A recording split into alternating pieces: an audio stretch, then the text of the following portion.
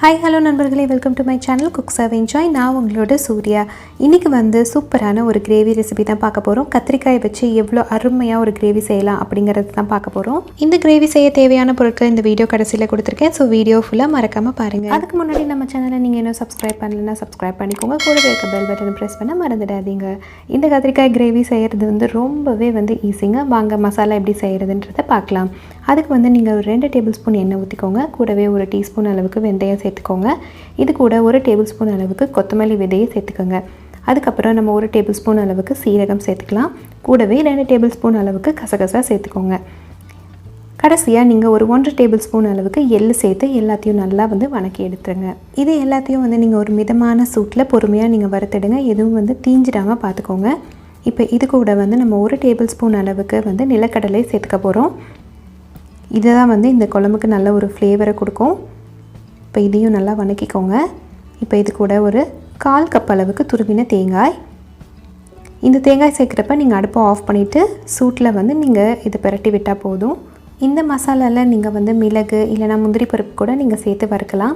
இப்போ இது எல்லாத்தையும் வந்து நல்லா ஆற வச்சு ஒரு மிக்ஸி ஜாரில் நீங்கள் மாற்றி எடுத்துக்கோங்க. அதுக்கப்புறம் இதை வந்து நல்ல ஒரு பேஸ்ட் மாதிரி அரைச்சி எடுத்து வச்சுக்கோங்க.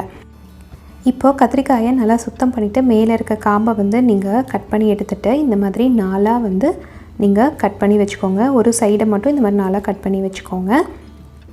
இப்போ இந்த கத்திரிக்காயை ஒன்றா போட்டு நம்ம எண்ணெயில் வணக்க போகிறோம். அதுக்கு வந்து ஒரு பேனில் கொஞ்சமாக நீங்கள் எண்ணெய் ஊற்றிக்கிட்டு இந்த மாதிரி ஒரு கத்திரிக்காயாக நீங்கள் வந்து அந்த எண்ணெயில் போடுங்க.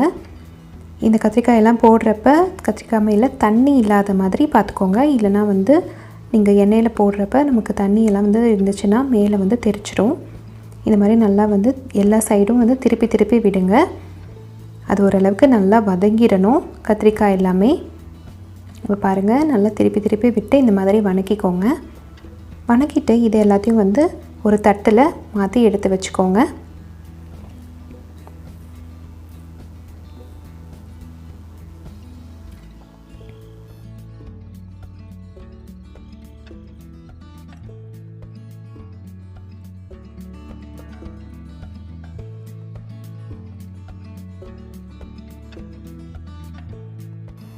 இப்போ வாங்க இந்த கத்திரிக்காய் குழம்பு எப்படி செய்கிறது அப்படிங்கிறத பார்க்கலாம். அதுக்கு வந்து ஒரு கடாயில் 3 டேபிள் ஸ்பூன் அளவுக்கு நீங்கள் எண்ணெய் ஊற்றிக்கோங்க.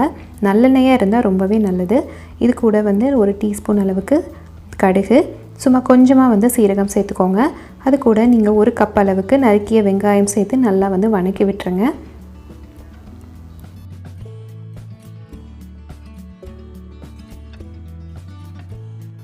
வெங்காயம் வந்து நல்லா வதங்கி வரணும். இப்போ இது கூட ஒரு 1/4 கப் அளவுக்கு இஞ்சி பூண்டு நல்லா தட்டி இதில் வந்து சேர்த்துக்கோங்க. இதை வந்து நான் அரைக்கலை, இடித்து தான் வந்து இதில் சேர்த்துருக்கேன். ஸோ இப்போ நல்லா வந்து வணக்கி விட்டாச்சு. அது பச்சை வாசனை போகிற வரைக்கும் வணக்கி விட்டுருங்க. இப்போ இதில் வந்து நம்ம ஒரு கப் அளவுக்கு தக்காளி பேஸ்ட்டை இதில் சேர்த்துக்கலாம். ஒரு பெரிய தக்காளி எடுத்து நீங்கள் மிக்சியில் அரைச்சி அதை பேஸ்ட் பண்ணி இந்த மாதிரி நீங்கள் சேர்த்துக்கோங்க. சேர்த்து நல்லா வந்து வணக்கி விட்டுருங்க. இப்போ இது கூட நம்ம 1 டேபிள் ஸ்பூன் அளவுக்கு மஞ்சள் தூள், 1 டேபிள் ஸ்பூன் அளவுக்கு மிளகாய் தூள் போட்டு நல்லா வந்து வணக்கிக்கலாம். பச்சை வாசனை போகிற வரைக்கும் நீங்கள் நல்லா வணக்கிக்கோங்க. இது கூட வந்து ஒரு 1/4 டேபிள் ஸ்பூன் அளவுக்கு நம்ம வந்து கொத்தமல்லி தூள் போட்டுக்கிறோம். ஏற்கனவே நம்ம வந்து கொத்தமல்லியை வந்து மசாலா பேஸ்ட்டெல்லாம் ஆட் பண்ணியிருக்கோம். அதனால இதில் 1/4 டேபிள் ஸ்பூன் அளவுக்கு போட்டால் போதும். இப்போ இது கூட வந்து நம்ம கொஞ்சமாக வந்து உப்பு சேர்த்துக்கலாம். உப்பு சேர்த்துட்டு நல்லா வந்து வணக்கி விட்டுருங்க.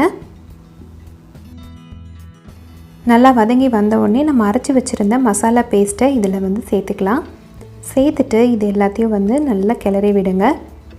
ஒரு 5லேருந்து ஒரு 8 நிமிஷம் வரைக்கும் இது நல்லா வந்து நம்ம கிளறி விடணும்.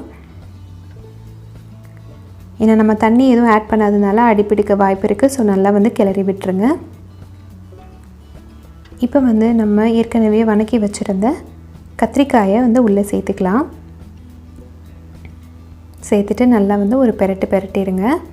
அந்த மசாலாவோட நல்லா வந்து அந்த கத்திரிக்காய் வந்து நல்லா பெரட்டி விட்டுறணும்.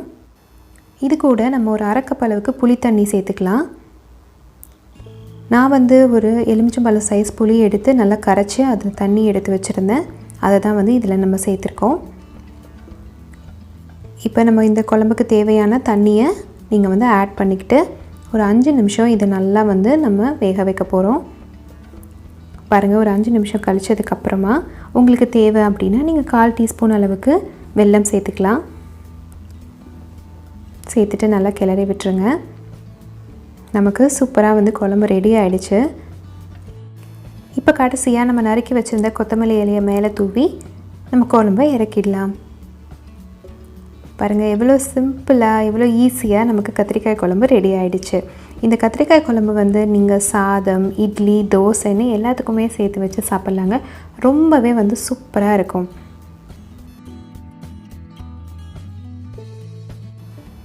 பார்த்தாலே நாவில் எச்சில் ஊறுற அளவுக்கு இந்த குழம்பு வந்து அவ்வளோ சூப்பராக இருக்குது இல்லைங்க.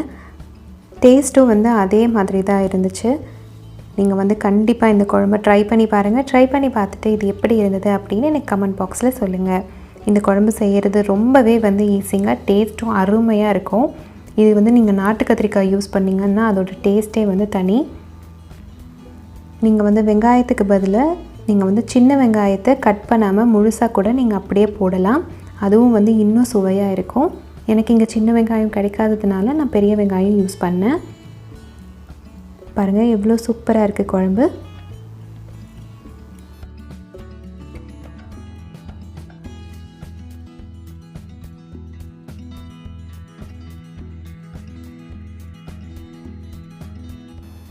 இந்த ஈஸியான கத்திரிக்காய் குழம்பை எல்லாருமே வந்து ட்ரை பண்ணி பாருங்கள்.